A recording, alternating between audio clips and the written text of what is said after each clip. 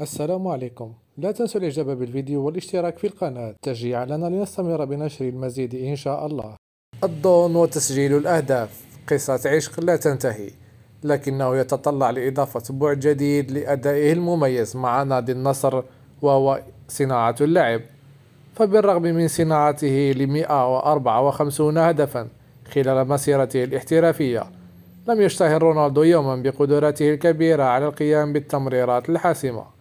ومنذ موسم 2016-2017 لم يتخطى رونالدو عتبة العشرة أسيست في الموسم، لكن انطلاقته العالمية تبشر عشاقه بأنه قريب من معالجة نقطة ضعفه.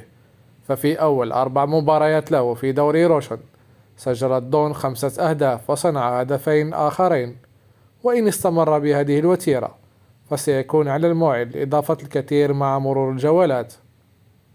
وفي إطار سعي رونالدو الدائم لتحطيم الأرقام القياسية، سيطمح صاحب 38 عاما لإضافة المزيد من التمريرات الحاسمة لدخول قائمة الشرف على مستوى صناعة اللعب في تاريخ الدوري السعودي.